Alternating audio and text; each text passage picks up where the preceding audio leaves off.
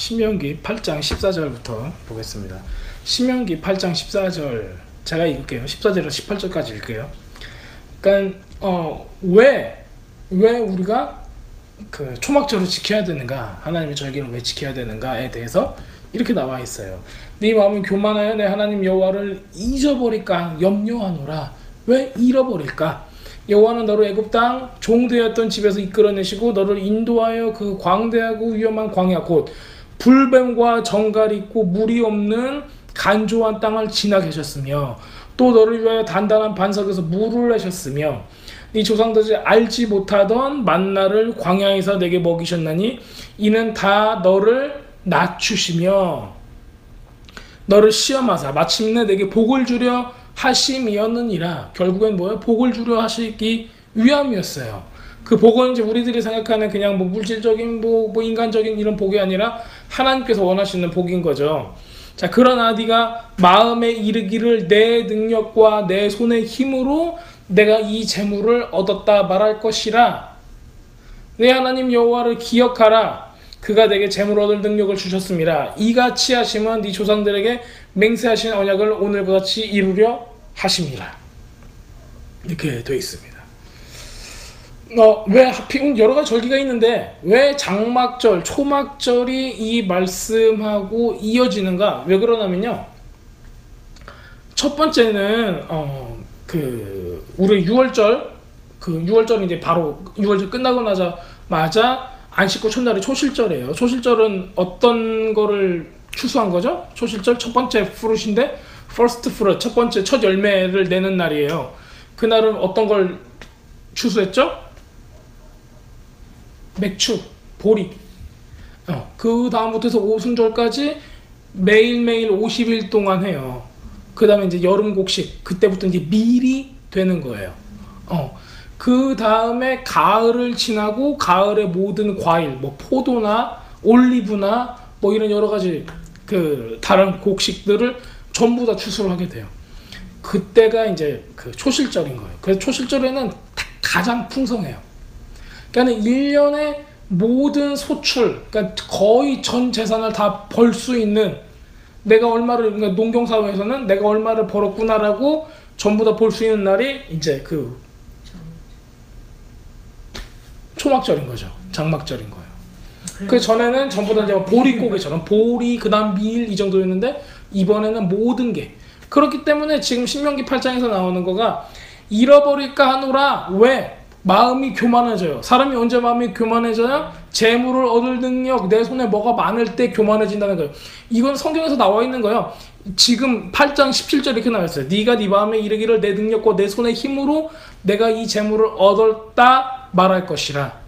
뭐야, 이게 무슨 얘기예요? 말할 것이라. 탁 얘기한 거예요. 그 너희들이야. 너네들이 이럴 수밖에 없어. 그런데 내가 너의 앞에 있는 거야.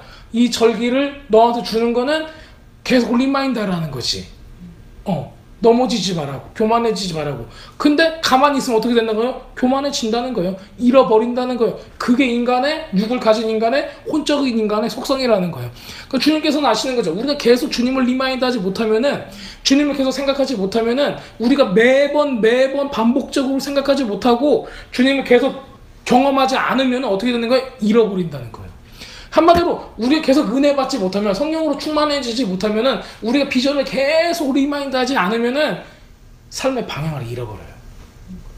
하나님이 주신 삶의 방향은 우리가 우리 삶을 살고 있다고 해서, 아니면은 내가 뭘 원한다고 그거를 본다고 해서 이어질 수가 없어요. 왜냐면 우리의 관심이 조금이라도 세상적인 거에 가 있으면은 우리는 그냥 거기 너무 쉽게 매달려 버려요. 너무 쉽게 그냥 만화책 하나만 봐도 거기에 푹 빠져버리는 거고. 그러다가 우리가 곤고해지고 힘들어질 땐 주님을 찾잖아요. 하나님을 찾고 성경을 한 자리로 더 보고, 그러면서 다시 하나님의 은혜를 리마인드하면서 우리 신앙이 그때부터 회복이 되죠. 그런데 그러면은 우리가 항상 이 고난을 통해서 이런 걸 리마인드하면 안 된다는 거죠. 왜냐면 그 시즌, 하나님의 시즌이 있을 때 우리가 그 시즌을 통해서 리마인드를 하면은 필요 없는 고난을 받을 필요가 없어요. 그렇잖아요. 지난주에 우리가 같이 나눴을 때 고난을 받는데 내 죄나 조상들의 죄 혹은 내 실수로 인한 고난인지 주님께서 내가 의인이기 때문에 주님의 말씀을 지키기 때문에 하나님의 부르심을 성취해 가려고 노력을 하기 때문에 원수들로부터 당하는 고난인지 이거는 구분을 해야 돼요. 근데 우리가 받는 고난이 주님의 의를 이루기 위해서 말씀을 지키기 위해서 받는 거면은 그 고난은 하나님 앞에는 뭐예요? 상급인 거예요. 주님께서 다 갚아주는 거예요. 근데 우리가 그냥 우리의 멍청한 죄 때문에 우리가 한순간 잘못 선택했던 거, 우리가 죄와 타협했던 거, 그런 것 때문에 받고 있는 고난은 나중에 가서 보상해달라고 할 수가 없잖아요. 그렇잖아요. 그거 내가 잘못한 것 때문에 내가 그걸 먹고 있는 거니까, 그 죄의 열매를 먹고 있는 거니까. 그냥 여기서만 우리를 구원해줘도 감사한 거죠. 그런 거는. 그렇기 때문에 우리가 계속 리마인드 해야 되는 거예요. 특히 이제 그 1년에 7개의 절기는 그래서 굉장히 중요한 겁니다. 그래서 요 신명기 8장 14절에서 18절만 가지고도 우리가 정말 많은 걸 나눌 수 있고, 우리의 삶이 어떻게 변화해야 되는 건가? 왜냐면 이거는 뭐 목회자가 됐던 아니면은 뭐 목회자가 아닌 사람들이 됐건 모두한테 다 해당되는 거예요. 하나님의 부르심을 향해서 달려가는 사람이라면, 진짜 본어게한 크리스천이라면은 모든 사람이 그 어려움 가운데 살아가고 있는 거예요. 자, 초막절 하면은 무엇이 가장 생각이 나시나요? 초막절 가장 생각나는 게 뭐죠? 초막이죠. 초막절이니까 장막절이니까 장막이 생각이 나야 돼요. 당연히. 네. 그리고 이 절기에는 그렇게 초막을 쳐놓고 이제 누워 있는단 말이에요. 그 미드러시나 이제 이 유대인들이 어떻게 초막절을 지켰는가, 이스라엘 사람들이 예수님 당시에 이스라엘 사람들 어떻게 지켰는가 보면은 그 사람들 룰이 있어요. 초막에 딱 누워가지고 별이 3개 이상 보여야 돼요. 별이. 그리고 그 실내에다 텐트 쳐놓으면 돼요, 안 돼요? 별이 안 보이잖아요. 그러니까 이건 초막이 아닌 거예요. 그래서 이제 일주일 동안 초막을 쳐놓고 거기 안에서 같이 식사도 하고 성경책도 읽고 같이 예배도 드리고 같이 뭐 음식도 나누고 그러면서 사람들을 초청하기도 하고, 그래서 거기 안에서 생활을 하는 거예요. 그래서 얼마나 예쁘게 했냐가 중요한 게 아니라 우리가 불편하잖아요. 그 텐트에서 이제 이렇게 있는 거 굉장히 불편하잖아요. 그 불편함을 감수하고, 그러면 초막은 말 그대로 초막이니까는 이게 그냥 풀떼기, 나뭇가지 이런 걸로 만든 거예요. 뭐 대나무로 만든다거나 뭐 요즘은 다 그렇죠. 여러 가지 뭐 데코레이트 하긴 하지만은 전부 다 임시 처소가 되는 거예요. 그러니까 굉장히 템포러리한 거죠. 임시로 이제 지어놓는 거니까. 그러면서 그 불편함을 감수하고 리마인드 하는 거예요. 아, 주님께서 우리를 광야를 부르셨고, 광야에서 먹이셨고, 광야에서 우리에게 물을 주셨고, 광야에서 불뱀과 정갈이 우리를 공격했을 때 내가 물려가면서도 무엇을 쳐다봤어요? 그 구리뱀을 쳐다봤고, 이 모든 것들 다 리마인드하게 하는 거예요. 자, 결국에는 초막절에는 그 강조하는 거는 두 가지로 보시면 돼요. 그 세레모니 중에서 두 가지 세레모니가 가장 크게 오는데, 빛, 그 다음에 물이에요. 이 두 가지 세레모니가 가장 크게 나옵니다.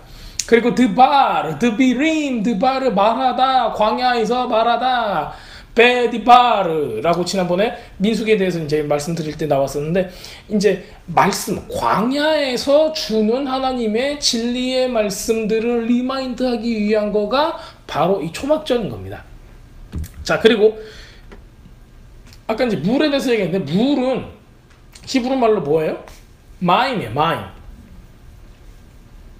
마임이에요. 근데 하늘은 뭐예요? 하늘 쉐마임이에요. 그래서 물은 마임, 하늘은 쉐마임이에요. 뭐 말이 비슷하죠? 그렇죠. 물은 마임, 하늘은 쉐마임이에요. 굉장히 비슷해요. 그렇죠? 그래서 쉔은 뭐예요? 이름이잖아요. 하쉬임 할 때 그 쉔. 이름이에요. 그러면은 하늘의 이름, 하늘의 이름이 물을 가져온다, 이런 느낌이죠. 그래서 하늘에 계신 분의 이름, 물이 거기서 내려온다, 이렇게 생각을 한번 해보세요. 우리가 이제 눈으로 보는 물은 뭐 바다가 될 수도 있고 우리가 먹는 물이 될 수도 있는데 하늘에는 다른 물이 있다라는 거예요. 하늘에는. 이런 의미로 우리가 볼 수가 있어요. 자, 말씀이 육신이 되어 우리 가운데 거하심에, 그 요한복음 1장에 나오는 거죠. 말씀이 육신이 되어 우리 가운데 거하심에. 자, 말씀이 육신이 되어 우리 가운데 거하심에, 거하심에라는 그 단어도 거하다. 뭐하고 연결되어 있어요? 거하다. 거할 장소에 대해서 이제 나오는 거예요. 어디에 거했어요? 우리 가운데 거하시면 됐어요. 누가 거했어요? 말씀이 우리 가운데 거했는데 이게 영원히 거했어요? 아니면은 임시적으로 거한 거예요? 거기 잠깐 임시적으로 오셔서 거하시고 가신 거예요.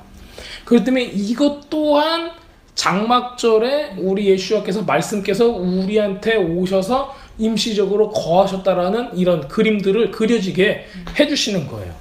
자, 그래서 티슈리 1일이 무슨 날이었죠? Feast of Trumpet, 나팔절이었어요. 그 다음에 티슈리 10th, 그러니까는 10번째 날이 욤키퍼였어요. 그 다음에 티슈리 15일, 그러니까는 추석인 거죠. 우리한테는 정월 대보름인 거예요.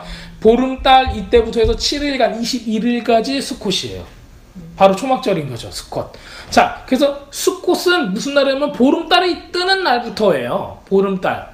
그래서 보름 어떤 걸 이미지를 하냐면 이번에 달 좀 보셨어요? 달 엄청 크게 뜬 거 보셨어요?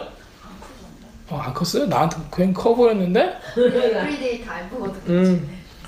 굉장히 이제 밝잖아요. 그래서 이 대보름이 왜 그러냐면 우리가 맨 처음에 티슈리 1일 날에는 무슨 달이 뜨죠? 월삭이라고 그러죠. 월삭. 무슨 달이 뜨는 날이에요? 무슨 달이 뜨는 날이에요? 금음달부터 초승달이 돼가는 그 사이잖아요. 그렇죠? 그래서 달이 없다가 이제부터 생겨나요. 그러니까는 막 잔월, 조그만한 초승달부터 생겨나기 시작을 해요. 그래서 언제 오면은 얘네들이 이렇게 되죠? 보름달이 되죠? 15일이 되면은 얘가 보름달로 딱 되는 거예요. 그렇죠. 그렇기 때문에 우리가 1일 날 티슈리, the Feast of Trumpet, 나팔절에는 달의 크기가 작아요. 그러니까 빛이 있어요, 없어요? 빛이 없는 거예요. 빛이 없어. 그렇기 때문에 주님께서 말씀하신 게 성경에서 마지막 때에 대해서 나오는 빛이 달이 빛을 있고 해가 빛을 있고 어렵고 어둡고 두려울 때 붉은 달이 뜨고 빛을 잃어버릴 때 이때를 묘사하는 게 뭐예요? 마지막 때. 주님께서 재림하는 날, 심판의 날 이런 거를 표현할 때는 마치 티슈리 1일에 초승달 거의 빛이 없는 듯한 할 때, 가장 무서울 때, 이럴 때를 그 빛으로, 달의 빛으로 묘사를 하고 있어요. 자, 그런데 반면에 이렇게 어둡고 마치 그냥 마지막 때인 것처럼 세상이 혼탁한 이런 세상 가운데 우리가 그러면은 그날 지금 시대가 그렇게 혼탁하다. 그렇다면은 우리는 무엇을 알 수 있는가? 이제 보름달이 뜨기 전입니다. 이런 걸 알 수가 있는 거예요. 자, 그렇다면 보름달이 떴을 때는 빛이 얼마나 밝아졌어요? 가장 환할 때요. 달로 보면은. 그렇기 때문에 그때는 누가 오는 날이에요? 메시아께서 진짜 오시는 날인 거예요. 왜냐하면 빛이 없을 때는 뭐예요? 메시아가 오기 전에 징조인 거예요. 그래서 빛이 가득 찼을 때는 주님께서 오시는 그 날이 되는 겁니다. 자, 수콧은 텐트 하나를 뜻하는 게 아니에요. 그냥 텐트들이라고 해야 돼요. 초막들이라고 해야 돼요. 왜냐면은 수카가 이제 그 단수형이고 수콧이라고 하면 복수형이 되거든요. 자, 이때는 수학의 절기죠. 아까 말씀드렸듯이. 그래서 많은 사람들이 달빛에 추수를 하는 이런 아주 멋진 광경들을 볼 수 있는 거예요. 그리고 이제 포도도 이때 추수를 하고 올리브도 이때 추수를 하고 포도하고 올리브가 이때 그 예수님 당시에 이 고대 근동사회 중동 이쪽에는 특히 이스라엘 이쪽에는 이게 가장 돈이 됐어요. 그래서 그 왕들 아하스 왕이나 이럴 때 보면은 히스기야 왕이나 이럴 때 보면은 그 왕들이 백성들의 토지를 거의 수탈하다시피 해요. 막 돈 꺼주고 막 이러면서 기업들을 다 뺏는 거예요. 희년 되기 전에. 그 다 뺏은 다음에 그 밭을 다 뭘로 바꾸냐면은 포도원이나 올리브나무로 다 바꿔버려요. 왜냐면 그거를 다른 나라에 팔면은 굉장히 돈이 되기 때문에. 그래서 이제 이런 관리들이 그러니까 뭐 열왕기상하에 보면 관리들이 백성들의 땅을 빼앗아가는 것들, 그런 것들이 이제 나오고 고아와 과부가 죽어가는 것들도 거기서 많이 나오는 겁니다.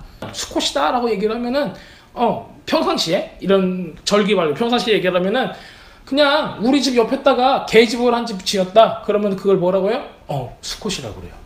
한마디로 말해서 외양간 같은 거 있죠, 옆에 간이로 이렇게 만들어 놓은 거, 그런 것도 이제 수컷이라고 그래요. 자, 그렇다면 우리는 이런 생각도 할 수가 있어요. 예수님 때 마리아와 요셉이 마리아가 이제 임신을 했어요. 그래서 이제 우리 뭐 영화 같은 거 보면 무슨 동굴에 들어가고 막 그런 식으로 하잖아요. 근데 실제로는 어땠을까? 그 사람들이 그 예루살렘에 가기 전에 베들레헴에 이렇게 거쳐가는 거예요. 그렇기 때문에 이때 이제 또 호구 조사를 또 했었고, 그렇기 때문에 이제 예루살렘에 가기 전에 이제 이거 모든 것을 다 거쳐서 자기 고향인 베들레헴도 거쳐서 가는데, 여기에 예루살렘의 이 장막절 초막절이 되면은 그 요세푸스에 의하면 한 250만 명 정도가 모인대요. 250만 그러면 굉장히 많은 숫자잖아요. 그렇기 때문에 여관 주인이 방이 있다고요, 없다고 그래요? 없다고 그래요. 그 대신에는 뭐가 있을까요? 거기에 거기에는 뭐가 있었냐면 수컷이 있는 거예요. 수컷이. 왜냐면 이때가 바로 초막절이기 때문에 초막절을 그러니까 대속죄일 끝나면은 초막절이 시작하기 전에 초막을 지어요, 안 지어요? 다 지어놓는단 말이에요, 그때부터. 그렇기 때문에 초막절이 되기 전까지 이미 다 지어놓고 있어요. 그게 하루의 일과인 거예요. 그 한 닷새 정도가 걸리잖아요. 왜냐면은 이때 10일에 대속죄일이었고 그 다음날이 11일일 거고, 그러면 15일 날에 초막절이 시작이 되니까는 그 사이에는 4일 정도가 남는 거예요. 그때 동안에 데코레이트하고 굉장히 예쁘게 이제 만드는 거예요. 그러니까는 예수님 마리아가 이제 임신한 상태에서 산딸이 다 가까이 와가지고 딱 왔을 때 여관에 방이 없고 어디에도 방이 없었어요. 그리고 그때 당시에는 여관이 아니라 그냥 집에서도 우리가 묵어갈 수 있냐고 얘기를 정당하게 해요. 왜냐면 그때 당시에는 모든 사람들이 예루살렘에 오니까는 그 사람들이 만약에 우린 방이 없다라고 거부할 수가 없었어요. 그때 그 관습과 풍습상. 근데 갔는데 방이 없어요. 그런데 뭐가 있다고 그래요? 마구간이 있대. 마구간이 있대. 근데 실제로 이스라엘 집을 연구해본 사람은 알겠지만은 마구간은 밖에 있지 않아요. 마구간은 밖에 있지 않아요. 이스라엘 그 주택에 대해서 제가 조금 잠깐 연구해본 적이 있는데 1층에 마구간이 있어요. 그 다음에 2층에 사람이 사는 집이 있어요. 그렇게 돼 있어요. 자, 그렇기 때문에 실제로 그 사람들의 생활 풍습을 볼 때는 집 밖에 있는 게 아니에요, 마구간이. 근데 집 밖에 뭔가를 세워놨다, 거기 자리가 있는데 거기서 잘래라고 했을 때는 우리가 뭘 예측할 수 있어요? 추측할 수가 있어요? 그것이 수컷으로 만든 바로 그 거처일 수가 있다는 거예요. 그리고 거기 구유에 쌓여, 강포에 쌓여 막 이랬잖아요. 그거는 또 무엇으로 보냐면은 제사장의 옷으로 보고 있어요. 제사장의 옷. 왜냐면 누가 제사장이었어요? 예수님하고 친척되는 분이 제사장 누구였어요? 응? 스가랴. 침례 요한, 세례 요한, 침례 요한이 6개월 먼저 태어났죠. 그렇기 때문에 그 집에서 있는 거가 이제 제사장의 옷인 거예요. 그 제사장의 옷이 탈리나 이런 모든 그 통짜로 된 그 배옷 이런 거였었죠. 제사장의 옷. 그것을 이제 줬을 것이다. 그걸 갖고 있었을 것이다 라고 얘기를 해요. 자, 그렇다면은 이런 여러 가지 정황들을 봤을 때는 우리들이 이렇게 생각하고 있는 것처럼 가장 낮은 곳에서 말과 소와 함께 이렇게 있는 이런 신화 같은 이런 모습보다는 좀 더 하나님의 절기에 하나님께서 원하시는 모습으로 그 시간에 딱 이 퍼즐 조각이 맞춰지는 듯한 느낌이 이렇게 들어요. 그래서 그때 그곳은 마구간이 아니라 수꽃, 즉 그 초막절에 지어놓은 그 초막을 의미한다는 거가 더 성경적입니다. 네, 그래서 그렇게 알고 계시면 돼요. 자, 맨 첫날이 샤밧으로 지켜져요. 맨 첫날 샤밧. 그리고 7일째 날이 샤밧이고 그 다음 날은 심카토라에서 쉐미니 에젤에서 8일째가 날이 되는 거예요. 따로 이거는 그냥 다른 절기인 것처럼 굉장히 다른 셀레브레이션이라고 보면 돼요. 왜냐면은 이 7일 7일까지가 초막절인 거예요. 심카토라나 쉐미니에셋은 그냥 다른 날이라고 보시면 돼요. 자, 별책부록처럼 심카토라를 제가 그거 말씀드릴게요. 심카토라, 토라를 전부 다 끝냈다. 그러면 다 끝냈으면 어디로 올라가요? 창세기? 창세기 1장 1절로 가는 거예요. 창세기 1장 1절. 자, 이게 어떤 의미가 있을까요? 제가 이제 몇 번 많이 말씀을 해드렸기 때문에 창세기 1장 1장 처음으로 돌아가는 겁니다. 이 정도 이렇게 딱 알고 계시죠? 자, 근데 우리 조금 더 들어가 볼게요. 창세기 1장 1절 뭐라고 나왔어요? 태초에 하나님이 천지를 창조하시니라. 그렇게 나와 있죠? 다시 돌아가는 거예요. 다시 돌아가는데 보세요. 예수님께서 오셨어요. 오셔가지고 다시 예수님께서 토라로 육신을 입은 토라로 다시 토라를 처음부터 시작하시는 거예요. 자, 그렇다면 예수님이 재림을 하셨어요. 재림을 언제 해요? 언제 한다고 나왔어요? 보통 나팔 불 때 나의 이름 하니까는 재림은 장막절로부터 나팔절로부터 시작해서 사람들이 회개하고 준비하고 그 대속조일로 준비가 다 됐을 때 언제 오신다? 장막절에 오신다. 이거 볼 수가 있잖아요. 그러면 장막절에 그 7일이 다 끝난다고 보세요. 그때 어린양의 혼인잔치예요. 다 끝난다고 보세요. 그러면 8일자가 딱 됐을 때 그때부터는 성경에서 뭘로 표현되어 있어요? 새하늘과 새 땅으로 나와 있는 거예요. 왜냐하면 하나님께서 태초에 하나님이 하늘과 땅, 천지를 창조하시니라 라고 했기 때문에 그때 다시 창조하시는 거는 새하늘과 새 땅, 즉 새천년이 되는 거죠. 새로운 밀레니엄. 그러니까 이게 성경적인 거예요. 이제 이거를 가지고 이단들이 막 장난을 치죠. 막 거기 새천년은 무리 거고 뭐 14만 4천이 어쩌고 하고 막 이제 그 난리를 피우는데 그런 것들은 이제 딱 안 들으셔도 되는 거예요. 자, 새하늘과 새 땅이 바로 이때 이 장막절, 초막절로 인해서 온다는 거예요. 그렇기 때문에 우리가 장막절과 초막절 이 절기를 지킬 때는 우리 마음에 어떤 소망이 있어야 돼요? 새하늘과 새 땅이 우리 가운데 오실 것입니다. 그렇기 때문에 우리가 더욱더 충성으로 주님을 사랑하겠습니다. 다른 뭐 한눈을 팔지 않고 주님만을 바라보겠습니다. 이런 게 다 있어야 되는 거예요. 자, 추수감사절이 바로 이 초막절 때문에 나온 것도 다 아시죠? 1492년 콜럼버스, 곧 있어 콜럼버스 데이죠. 우리 다다음 주에요. 이제 그런데 무슨 일이 일어났었어요? 이때 스페인에서 유대인들한테 강제적으로 종교 재판을 했어요. 그래가지고 야, 너 유대교 이거를 버리고 캐톨릭으로 돌아올래? 아니면은 여기서 다 사형당할래? 이렇게 얘기를 했죠. 근데 아주 유감스럽게 이 콜럼버스의 할아버지가 아주 보수적인 꼴통은 아니고 유대인이었어요. 그렇기 때문에 이 할아버지가 아주 이런 체제에 대해서 뭐 우리가 좀 개종을 좀 하고 좀 어떻게 타협을 하면서 살아봐야겠는데 라는 거를 그냥 너무 가볍게 무시하고 그냥 나가버리자 우리. 그래가지고 이제 이분이 청교도와 함께 미국으로 도망을 오게 됩니다. 그 다음에 첫 해부터 처음 수컷을 거기서 지내게 되는 거고 그게 결국에는 발전이 돼서 추수감사절이 되었습니다. 바로 이 이제 초막절 바로 5일 전에는 우리가 뭐 했었죠? 기도와 금식을 하고 회개를 하고 그래서 우리가 어떻게 됐어요? 가장 깨끗해졌어요. 가장 슬픈 날을 보냈죠. 우리 스스로를 막 괴롭게 하는 날. 가장 슬픈 날. 맨날 울고 그랬을 거예요. 하지만 그 회개를 하고 나서는 우리가 어떤 사람이 됐어요? 가장 깨끗하고 순결한 아름다운 신부가 되어서 이 수꽃을 맞이하게 되는 겁니다. 바로 그렇다면 이 수꽃은 무엇을 위한 거예요? 어린 양의 혼인잔치. 우리가 신부면은 우리 주님께서는 신랑이 되어주시는 바로 그 어린 양의 혼인잔치가 되는 거예요.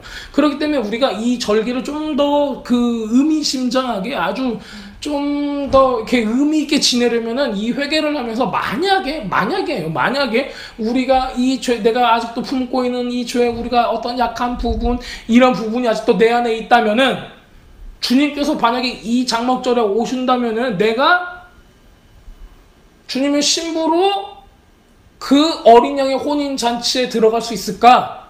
아니면 들러리로 들어갈 수 있을까? 아니면은 미련한 다섯 처녀처럼 등에 기름이 없어서 그냥 밖에서 울며 이를 갈미 있더라 이런 모습이 될 것인가? 그 좀 진지하게 고민을 해보고 회개하고 주님을 사랑하고 또 주님의 신부로서의 삶을 사는 것을 결단하는 이런 시간이 돼야 됩니다. 자, 이스라엘 백성들이 광야에서 별을 보면서 자던 때를 기억했어요. 자, 이러는 건 임시 거처였어요. 임시적으로 있는 거처예요. 자, 이스라엘 백성들이 광야를 지나가면서 텐트에서 잤는데 이거가 벽돌로 지은 집이 아니었잖아요. 언제라도 주님께서 가시면 우리는 갈 수가 있었어요. 자, 우리의 인생은 뭐예요? 임시 거쳐요. 그래서 저도 좀 마음을 좀 고쳐먹으려고 그래요. 아이고, 내 인생이 왜 이러냐, 어쩌냐, 저쩌냐, 저쩌냐 하면서 우리는 굉장히 힘든 걸 살고 있었는데 결국에는 뭐예요? 이거는 어떤 거쳐요? 임시 거쳐인 거예요. 여러분도 생각을 해보세요. 여러분들이 당장 주님께서 구름 기둥과 불 기둥이 가면은 어떻게 해야 돼요? 텐트 걷어야 돼, 안 걷어야 돼요? 걷어야 돼요. 걷어서 줄줄줄 따라가야 돼요. 주님께서 가시는 대로. 그거 안 하려면은, 주님 안 따라가려면 여러분들은 사막에다가 광야에다가 여러분들 집을 진짜 멋있게 한번 지어보세요. 그리고 나서 주님 먼저 가시고 저는 여기서 안양 주구장창 살겠습니다. 광야에서. 그렇게 하신다면은 그 문제가 아주 커집니다. 그렇기 때문에 주님께서 우리한테 무엇을 기억하라, 초막을 기억해라, 장막을 기억해라, 너희들은 누굴 따라왔을 때까지 나를 따라왔잖아. 그렇기 때문에 임시 거처에다가 공 들이지 말라는 거예요. 왜 임시 거처에다가 공을 들여요? 우리 여태까지 반평생 살아오면서 눈 깜짝할 사이 같잖아요. 저도 바로 엊그저께 20살 같아요. 근데 지금 안 그렇잖아요. 우리 아줌마들 보면은 좀 어저께 바로 새내기 같잖아요. 마음은. 그런데 금방 간다고. 우리 10년 후에 또 어떨까요? 조금 더 힘 없어지고 조금 더 그래가지고 덧없죠. 인생에 낙이 없죠. 뭐가 있겠어요. 남는 게. 주님을 찾아간 거 빼고는, 주님을 찾는 거 빼고는 아무것도 없단 말이에요. 자, 그렇기 때문에 우리의 거처는 임시 거처예요. 임시 거처니까 다이어트 하세요. 저보고 하는 얘기예요. 다이어트 하세요. 삶의 다이어트를 하시라는 거예요. 하나님께서 야, 그거 놓을 수 있어? 그걸 못 놓잖아요? 그러면은 여러분들은 집을 짓고 있는 거예요. 장막이 아니라. 그렇죠. 그거 네가 잡고 있는 거 놓을 수 있어? 그거 네가 놓을 수 있어? 그거 놓을 수 있어? 했을 때 탁탁탁 놓을 수 있으면은 네, 주님, 저는 주님께서 가라는 대로 갈 수가 있습니다. 왜? 이건 임시예요. 그렇기 때문에 예수님께서 뭐라고 말씀하셨어요? 너네들 기다려. 내가 가가지고 진짜 너희들 살 집을 내가 지을 거야. 준비할 거야. 너희 처소를 진짜 준비할 거야. 하늘에서 보자. 여기 있는 거 진짜 잠깐이야. 영원이라는 시간 가운데서 너희들이 있는 거는 점 하나를 찍고 나서도 어디 있는가 못 찾을 정도야. 그렇기 때문에 영원이라는 곳을 우리가 있어야 될 바로 그곳에 우리의 관심과 생각과 우리의 모든 것들을 거기다가 두어야 돼요. 그렇기 때문에 보면 여기서 우리가 하는 것은 아까워요, 안 아까워요? 아까울 필요가 없는 거예요. 최선을 다해서 주님을 사랑하는 거가 가장 이쁜 거예요. 가장 사랑스러운 거예요. 주님 보시기에. 여기서 우리가 우리 임시 거처에다가 막 금가루를 뿌려보자, 임시 거처에다가 뭐를 어떻게 도배를 해보자, 막 이런 생각을 하덜덜 마세요. 더 사랑하세요. 남들을 사랑하고 예수님을 사랑하고 하나님을 사랑하고 그렇게 하시는 게 가장 아름다운 모습입니다. 자, 그런데 주님께서 이 광야에서 백성들이 텐트를 쳤을 때 신기하게 모세한테 이런 말씀을 하세요. 야, 성막을 지어줘. 성막을 지어줘. 그랬어요. 그렇죠. 그래서 임시 거처 그 맨 가운데, 그 진 가운데에다가 주님께서 임시 거처로 거적대기 같은 가죽들이랑 이런 걸로 아주 그냥 하나님에 비하면은 그건 노숙자밖에 안 되는 거잖아요. 그 광야에다가 하나님의 집을 임시 거처를 지으시는 거예요. 주님께서 집이 없어요? 하늘에 있잖아요. 아주 멋있는 유리 바다와 수정 바다 같은 멋있는 이런 백보자와 주님의 보좌가 있고 이런 천국이라는 곳이 있는데 그분이 내려오셨어요. 내려오셔가지고 그 가죽과 말도 안 되는 이 사막에 지금으로 말하면은 그냥 라면 박스에 있다가 이렇게 짝짝짝 해놔가지고 만들어 놓은 것 같은 그런 곳에 오셨어요. 그래서 뭐라고 써있냐면은 Among Us라고 그래요. 우리 가운데 거하심에라고 나와 있어요. 성막조차도 요한복음 1장에 나오는 모티프가 그대로 들어간 거예요. 말씀이 육신되어 우리 가운데 거하심에처럼 하나님 엘로힘 하나님, 야훼 하나님, 여호와 하나님도 성막이라는 그 가죽과 그 천조각이 있는 그곳에 너희들 가운데 내가 거하겠다고 임시 거처로 걸로 삼으시고 내려오신 거예요. 자, 그렇다면은 하나님이 하신 것, 그리고 2000년 후에 2000년이요? 몇 천년이요? 4000년이요? 그 오랜 시간 후에 예수님이 하신 거는 똑같이 우리 가운데 거하시겠다라는 예고를 계속 해주시는 거예요. 자, 그러면 주님께서 계신 거처가 영원한 거처였어요? 아니잖아요. 템포러리했잖아요. 거기도. 그 다음에 이 사람들이 이게 주님께서 계시는 것이 더 좋아야 돼, 멋져야 돼 하니까는 다윗이 뭘 만들었어요? 돈이랑 이거 다 준비해가지고 솔로몬을 통해서 성전을 만들어요. 성전 입당식, 우리 그 성경을 통해서 보면은 성전 입당식이 아주 화려하게 나오죠. 이때가 언제예요? 그러면은 언제 입당식을 했겠어요? 장막절 했어요. 1,000번째 드리죠. 1,000번째 드리고 하면서 이제 그 다음에 하나님의 영광이 구름같이 임해가지고 막 그 안에 막 쓰러지고 이제 사람이 난리 났었던 바로 우리 그 광경을 잊지 않고 있잖아요. 그 가장 화려했던 그 금으로 막 다 치장이 돼 있던 그 하나님의 그 성전, 솔로몬 성전, 그 입당식 했던 날이 장막절인 거죠. 딱 그 시간에 했던 거예요. 그런데 그렇게 해놨어도 주님께서 뭐라고? 이거는 내 집이 기한이야? 아니, 임시거처인 거예요. 그 다음 수르바벨 성전에 나와 임시거처예요. 그 다음 예수님께서 육신을 입고 오셨어요. 뭐의 임시거처예요? 그 다음에 사도들을 통해서 예수님께서 말씀하시는 게 뭐예요? 내 거처는 어디다? 내 영혼이 거할 곳은 어디다? 어디예요? 우리 하나님께서 거하실 곳은? 우리예요. 난 너무 감동해, 이거 보면은. 그 옛날에 그 성막에서부터 성전에서부터 이 예수님께서 육신을 입고 모든 걸 다 거쳐가지고 결국에는 예수님께서 오신 이유가 뭐예요? 예수님께서 거할 성막, 예수님의 거처인 우리를 준비시키기 위한 거잖아요.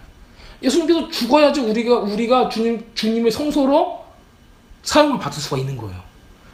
우리 죄를 담당하지 않으면은 예수님께서는 그냥 천국에 계셔야 하는 거예요. 하나님께서는. 예수님께서 죽으심으로 우리 안이 하나님의 거처가 될 수 있다는 거예요. 이게 그 옛날부터 디자인이 되어 왔던 거예요. 그래서 이 초막절과 장막절은 내가 너의 거처가 될 거야. 너의 마음을 열어주렴. 죄로부터 너희가 멀어지렴. 나를 사랑하렴. 죄를 미워하렴. 이게 되는 거예요. 그래서 창세기로부터 아담과 하와로부터 인해서 요한계시록 같이 주님 요한계시록을 거칠 때까지 전부 다 우리한테 원하는 건 뭐예요? 너희가 나의 거처가 되어주라는 거예요. 그래서 우리 마음 가운데 주님께서 오셔야 된다는 거죠. 가능해요? 불가능해요? 당연히 가능하고 당연히 돼야 하는 거예요. 네, 그렇죠. 근데 우리 삶은 그렇게 하고 있어요? 안 하고 있어요? 당연하듯이 안 하잖아요. 그 당연하듯이 해야 한단 말이에요. 그래서 우리 좀 싸우자고요. 내가 좀 육적으로, 혼적으로 이렇게 살짝 기울어져 간다 하면 서로가 힘이 되어주자고요. 그게 몸인 것 같아요.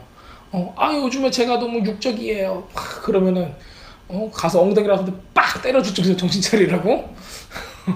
이렇게 좀, 서로가 영적인 걸 더 추구하고 하나님을 더 추구할 수 있도록 서로 힘이 되어주는 거, 그런 게 아주 좋은 것 같습니다. 자, 진짜 성전인 우리가 준비할 때까지 우리는 이걸 향해 달려가는 겁니다.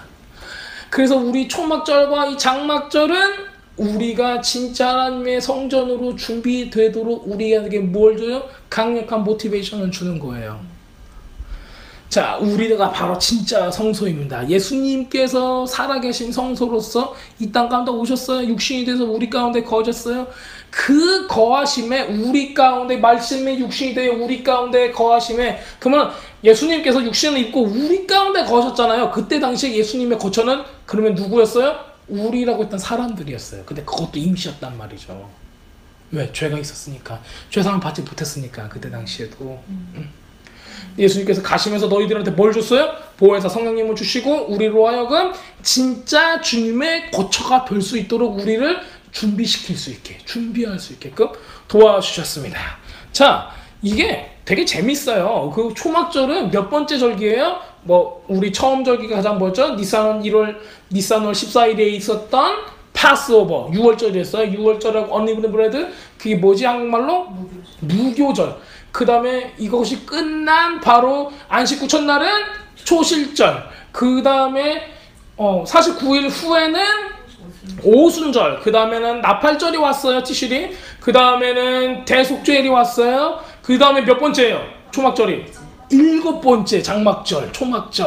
7번째예요. 자, 7번째인데 니산월이 1월이에요. 지금 티실이는 몇 월이에요? 7월이에요.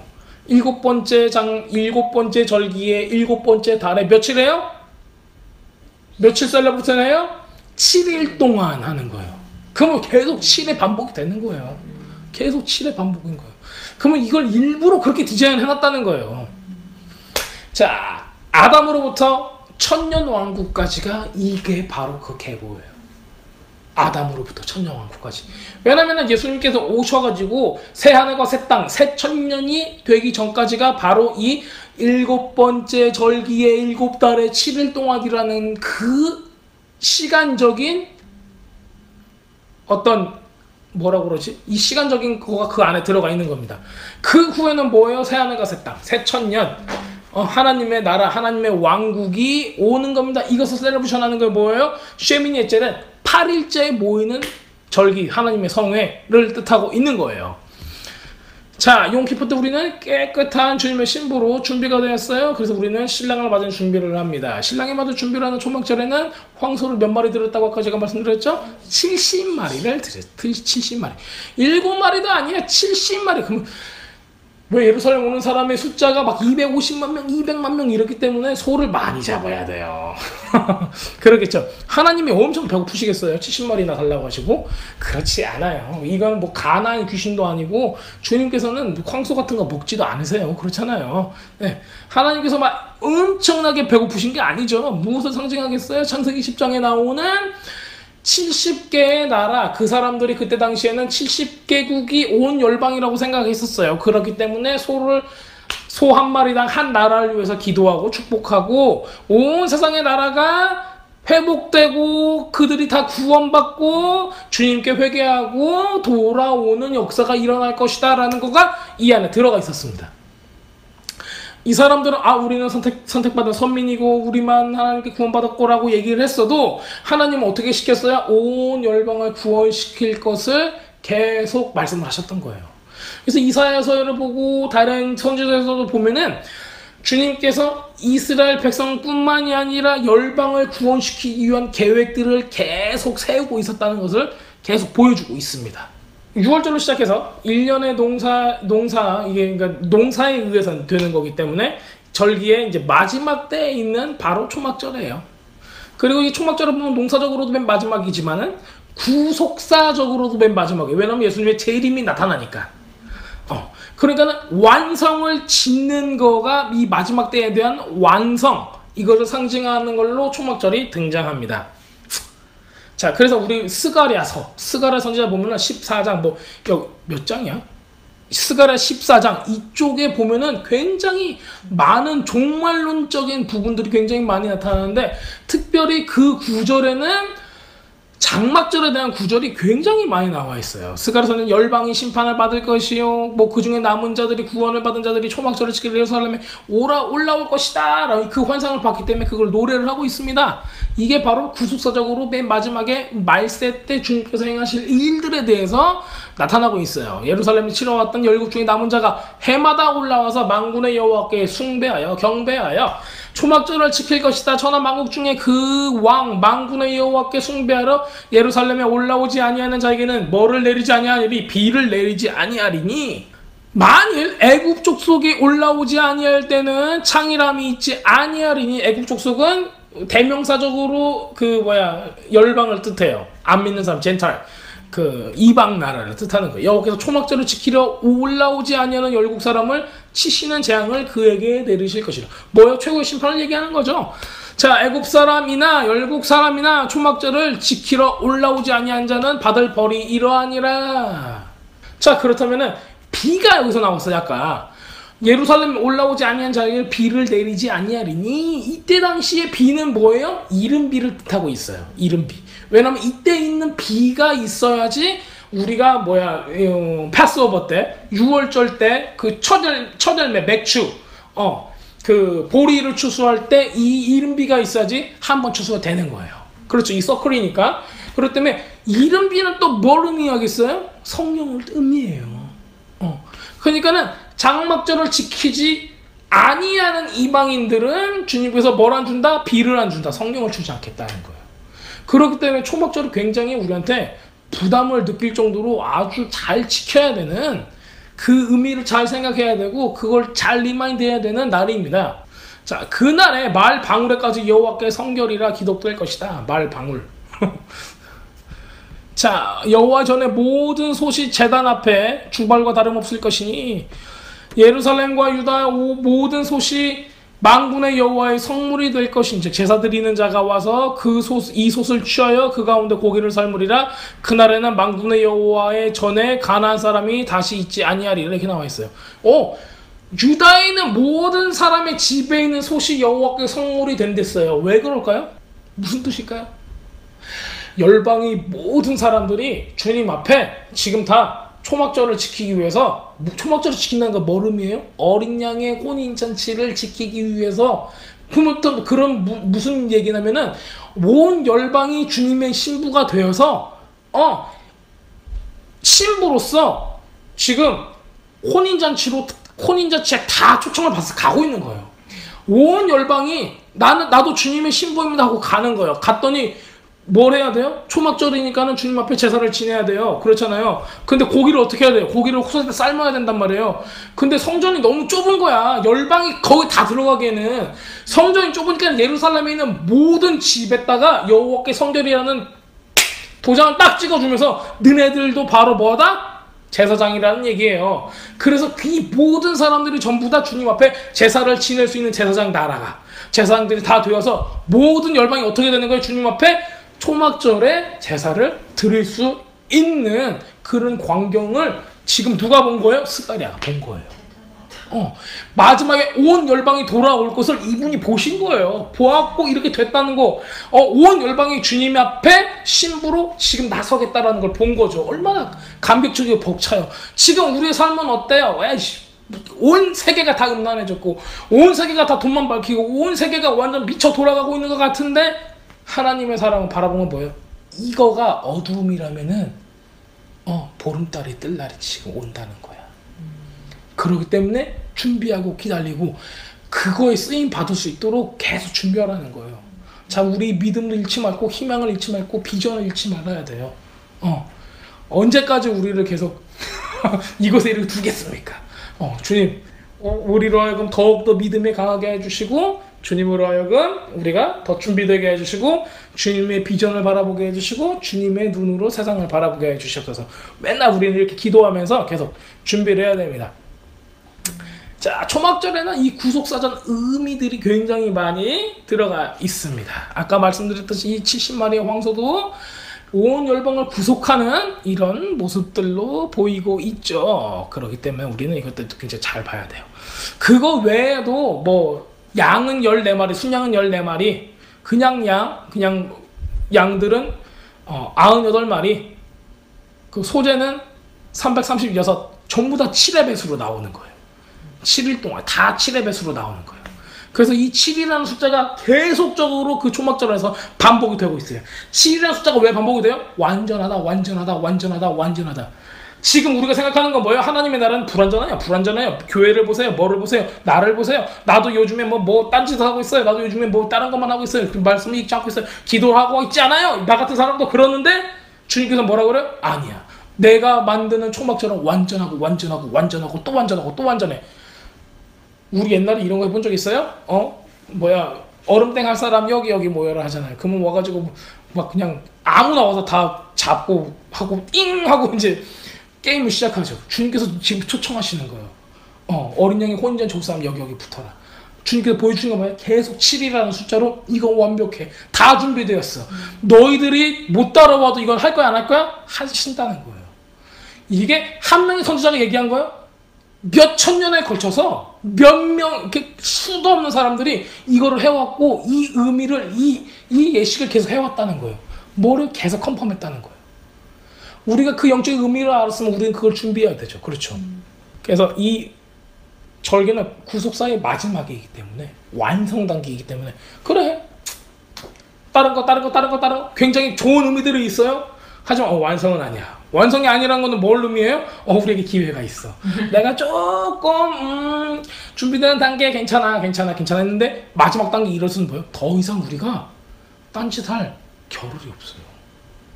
주님께서 내일 오신다는데 내가 지금 갖고 드라마 보고 있으면 안 되잖아요. 그렇잖아요. 주님께서 내일 오신다는데 내가 지금 내 뱅크 어카운트 보면서 걱정하고 있을 때가 아니잖아요. 그렇잖아요. 그래서 우리의 마음이 이 urgency를 갖고 있어야 돼요. 주님 내일 오십니다. 내일 오신다 할지라도 내가 주님 앞에 아멘 주 예수에 오시옵소서. 내가 가지고 있는 어떤 욕심이나 근심이나 걱정이나 이거 그냥 다 똥과 같습니다. 저는 주님을 바라볼 것입니다. 주님 나를 취해 주세요. 할 수 있을 정도로 우리는 다 버려버리고 우리의 임시 거처 그냥 임시 처소를 홀라당 버려버리고 주님께 다 갈 수 있을 정도가 되는 거예요. 이걸 나쁘게 쓰는 이단들은 야 여러분들 집 팔고 땅 팔고 다 이러고 이렇게 가는 거예요. 그런 걸로는 가시면 안 되는 거예요. 야 여러분들 임시 거처를 버리세요. 이런 지금 차원이 아닌 거예요. 주님께 버리라는 거예요. 목사한테 버리면 안 되는 거고 무슨 이상한 이단으로 빠지면 안 되는 거예요. 하지만 우리는 정확하게 알아야 돼요. 이 초막절은 하나님께서 마지막에 하고자 하는 그 모습을 계속 그림으로 보여주시는 거예요. 왜? 우리의 믿음이 적어질 때, 우리가 낙담할 때, 더 이상 갈 곳이 없고 더 이상 할 수 있는 게 없다고 느껴질 때 주님께서는 이 그림을 봐. 이거를 보고 다시 생각하렴. 이거를 보고 다시 힘을 얻으렴. 그래야 돼요. 우리 그런 사람이 되어야 합니다. 아멘? 맞습니까? 네, 그렇습니다. 아까 말씀드렸듯이 솔로몬도 열왕기 8장 2절에 이렇게 이스라엘 사람들이 전부 다 7월 절기에 솔로몬에게 모이고 라고 했을 때는 이 절기에 하나님께 성전을 바쳤다는 거가 이제 아주 잘 드러나 있습니다. 자, 이 시간에 대해서 조금 더 제가 부연 설명을 좀 드리겠습니다. 벌써 51분인데 좀 제가 말이 참 느려요. 후딱후딱 했어야 되는데. 자, 이 시간은 무슨 날이면 아까 우리가 포도추수가 됐죠. 포도추수에 대한 계시를 제가 조금 더 나눠드릴게요. 포도추수. 포도는 어떻게 하냐면 우리 올리브 오일은 어떻게 한다고 그랬죠? 옛날에 우리 토라 배울 때 그 하나님의 그 거룩한 기름을 만들기 위해서는 올리브를 넣고 뭘로 갈아요? 맷돌로 갈아가지고 그거가 가장 그 맨 위에 나오는 가장 그 퓨어한 엑스트라 버진 가장 그 깨끗한 그 첫 번째 기름을 하나님께 성결해서 주님 여호와께 드려지는 아주 그 귀한 기름으로 우리가 사용을 했었어요. 포도는 어떻게 될까요? 포도는 뭘로 으깨요? 돌팍으로 빡빡빡 으깰까요? 뭘로 으깰까요? 그래요. 포도는 발로 밟았어요. 발로 밟는다는 건 뭘 뜻할까요? 올리브 오일은 돌로 갈았어요. 근데 포도는 발로 으깼어요. 우리 그 이미지 굉장히 많이 나오죠. 이사야서에도 나오고 발로 밟아서 원수를 밟아가지고 막 팍팍팍 터져가지고 옷이 어떻게 됐어요? 붉게 물들었어요. 그건 성경에서는 요한계시록 어떻게 나왔어요? 원수들과 싸워서 우리 주님께서 그들의 피로 흥건해진 걸로 나타내는 거예요. 근데 바로 그 원수들을 이기고 나온 우리 예수님께서 우리 하얀 옷이 무슨 색으로 변했어요? 빨갛게 변해서 왔을 때는 전쟁하고 있는 중이에요? 전쟁에 이기고 남이에요? 이기고 나서 오신 거잖아요. 전쟁에 이기고 나서 오셔서 그러면 뭐하러 오시는 거예요? 전쟁이 다 이기고 뭐하러 오신 거예요? 자랑하러? 결혼하러 오신 거예요. 역시 전쟁에 이겼으니까 신부를 맞으러 오시는 거예요. 원수를 다 죽였으니까 신부를 맞으러 오시는 거예요. 그렇기 때문에 옷이 무슨 색이에요? 빨간색인 거예요. 초막절은 뭐하러 오시는 날이에요? 주님께서? 결혼하러 오시는 거예요. 그러면은 포도주를 밟는 이유가 뭐예요? 원수들을 다 발로 밟아서 이깨려 버렸다는 걸 의미하는 거죠. 우리는 단지 그냥 포도주 마시면서 아이 좋아라 하는 거 아니에요. 자, 주님께서 뭐라고 말씀하세요? 세상은, 원수는 하나님의 멋이요? 발등상, 영어로 하면 스텝4, 풀스텝, 뭐라고 그래? 발로 밟는 발등상인 거예요. 저 같은 경우는 발등상이 필요가 없죠. 하지만은 이제 옛날 왕들은 이 보좌가 굉장히 높았어요. 그래서 저처럼 다리가 짧은 사람은 뭐가 필요했을까요? 발등상이 필요했어요. 그래서 이 발등상 다 놓은 거예요. 그 옛날에는 신하들이 왕이 발이 안 닿는다 하면은 막 자기 몸이라도 이렇게 해가지고 발등상이 됐어요. 근데 성경에서는 바로 세상이 원수들이 주님 앞에 발등상이 되겠다라고 말씀을 하셨어요. 그러기 때문에 주님께서 발로 그 원수들을 밟으시고 그들을 무찔르셔서 밟을 때마다 원수들의 피가 튀는 것을 보여주는 거예요. 바로 이것이 포도주수의 이미지예요. 자, 그렇다면 반면에 이 올리브 있죠. 올리브는 제가 그때 어떻게 설명드렸죠? 올리브를 갈아서 이끌어내는 것은 뭘 의미해요?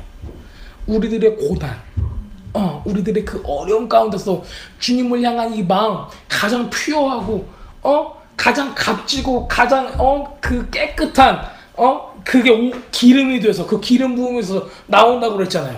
하지만 이거 누가 하는 거예요? 누가 하는 거예요? 이건 우리가 하는 거잖아요. 우리가 그 고난을 통과하니까는 우리가 그거를 인내하는 거잖아요. 그래가지고 그 가장 그 값진 기름으로 만드는 거예요. 그렇지만은 그게 무슨 얘기냐면은 흙이나 돌 이런 거는 사람을 상징해요. 그래서 올리브 오일은 갈아낼 때, 올리브를 감람유를 갈아낼 때는 맷돌을 써요. 돌을 쓴단 말이에요. 사람이 해야 돼요. 사람이 고난을 받는 거예요. 하지만은 포도는 누가 하는 거예요? 주님께서 밟는 거예요. 주님께서 받는 거예요. 그런데 이거를 주님께서는 그냥 두지 않고 이 이미지를 또 우리한테 더 가까이 오기 위해서 이런 이미지를 또 쓰세요. 돌이 히브리 말로는 뭐냐면 아벤이에요. 아벤. 벤은 뭐예요? 벤은 벤 요나 하면 요나의 아들 뭐 이런 거예요. 벤이란 뜻은 아들을 뜻해요. The son. 그러면 아벤 하면은 뭐냐면은 아들을 뜻해요. 아들. 그렇다면은 우리의 아들을 하나님의 아들은 성경에서는 어떻게 나와 있죠? 모퉁이 돌로 나와 있죠. 모퉁이 돌이 대신 우리 아들, 우리 주님께서 발로 으깨서 만드는 거가 포도 수확의 그 포도주를 만들어내는 거예요.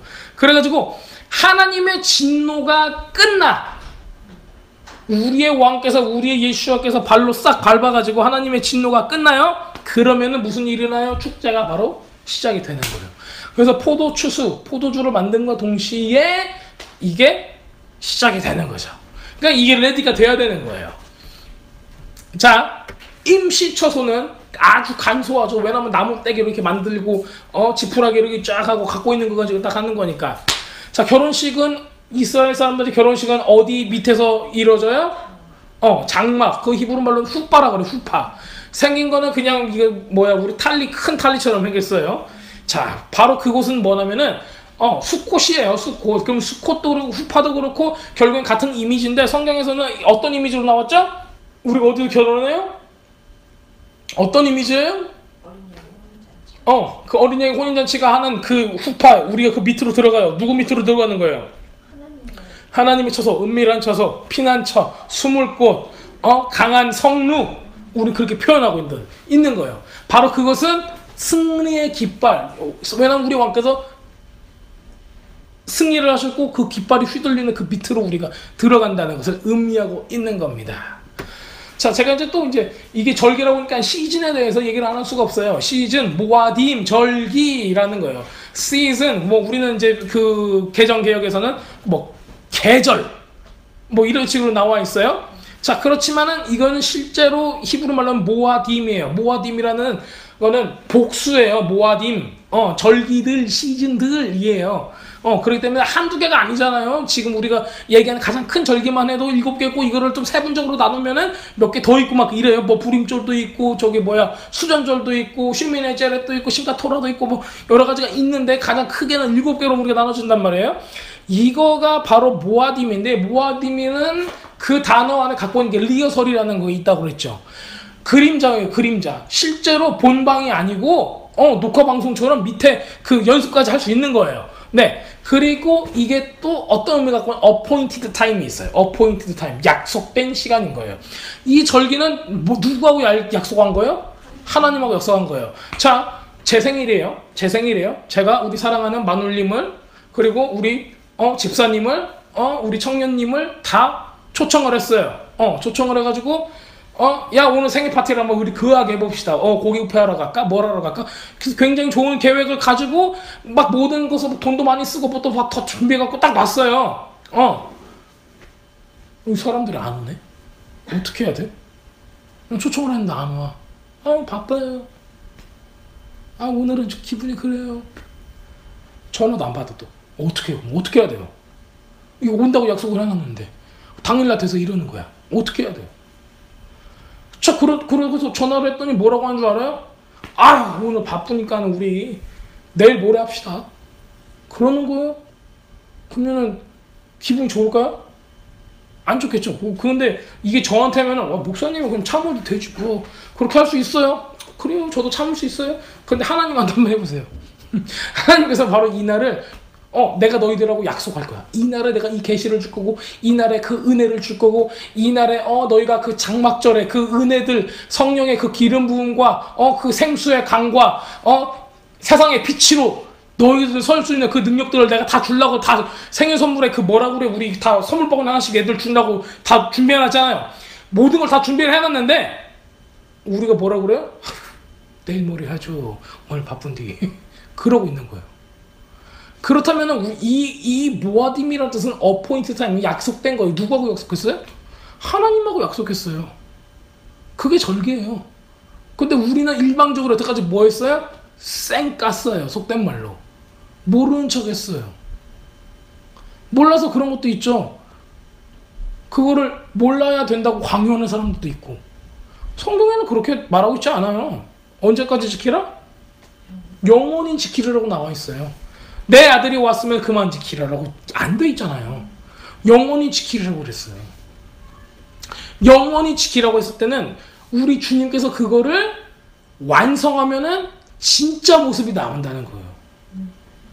장막절의 진짜 모습. 우리 아까 얘기했잖아요. 장막절의 진짜 모습은 뭐예요? 우리가 진짜 거처가 되는 거예요. 지금 우리 준비되고 있잖아요.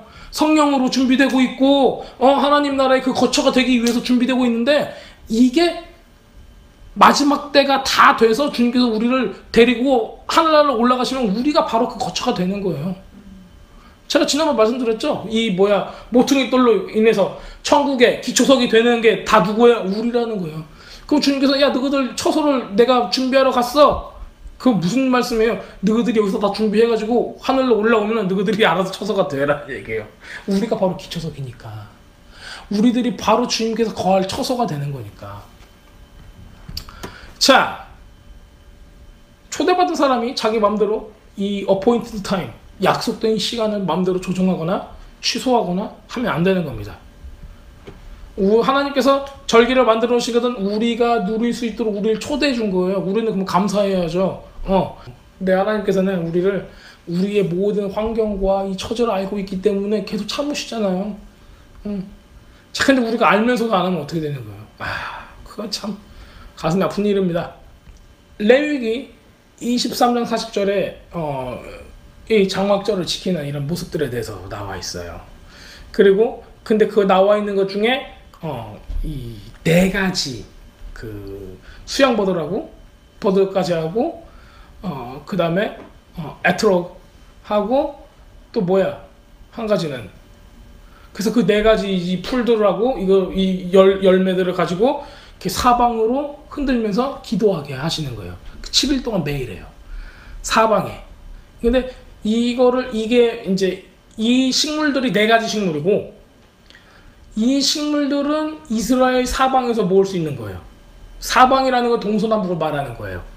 그리고 이 사람들이 기도할 때는 사방 동서남북을 향해서 기도를 해요.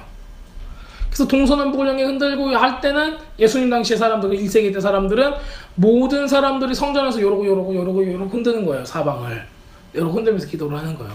그러면서 하나님께서 예비해 놓은 사람, 하나님의 사람들이 하나님께로 사방에서 또 몰려올 것입니다.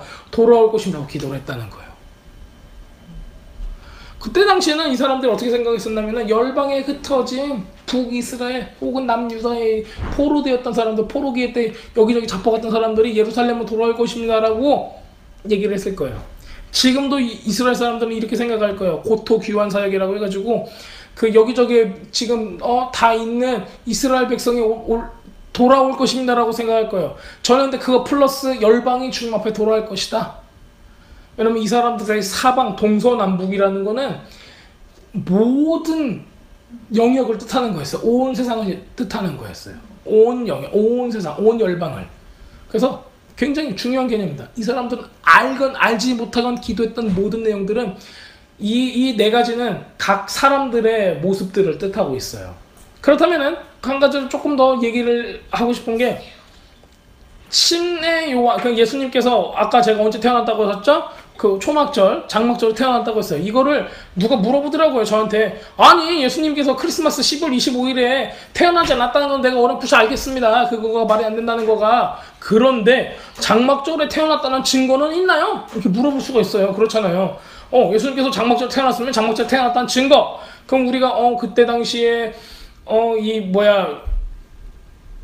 절기였기 때문에, 명절이 있기 때문에 유대인의 큰 명절이었다. 그래서 호적을 호구조사를 하려고 로마에서 이렇게 명령을 해가지고 이렇게 가게끔 했다. 이런 것도 우리의 클로가 될 수 있어요.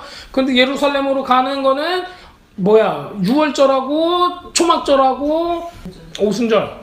자, 그렇게 가야 되는데 가장 결정적인 이 증거를 좀 보여드릴게요. 자, 침례 요한은 예수님보다 얼마큼 먼저 태어났죠? 6개월. 맞아. 6개월 먼저 태어났어요. 이게 굉장히 큰 클루예요. 6개월 먼저 태어났는데 스가랴, 아빠죠, 아빠. 침례 요한의 아빠 스가랴가 뭘 받았어요? 천사로부터 메시지를 받았어요. 그렇죠. 천사로부터 메시지를 받았는데 메시지를 받고 나서 임신을 한 거예요. 그렇죠. 그러면은 스가랴가 거기 성경에 나와 있는 데는 언제 어떤 조에 있었다는 걸 우리가 볼 수가 있어요. 자, 그 제사장 중에서 성전에서 섬기는 사람은 몇 개 조로 나누면 24개 조로 나눠줘요. 24개 조로 나눠주고 이분은 8번째 조에 있었어요. 그때 역사적인 기록이 다 남아있으니까. 스가랴라는 사람은 실제 역사적으로도 이때 성전의 8번째 조로 있었는데 이 사람이 그때 당시에 가서 향을 올리면서 이거를 했다 라는 거는 언제였었냐면 오순절 쯤이었어요. 그때쯤에 이 사람이 그 8번째 조로 일을 했었어요. 그래서 스가랴가 이 오순절 때를 기점으로 해서 침례 요한이 임신이 되었고 6개월 후에 태어나는데 그때가 언제예요? 6월절이 되는 거예요.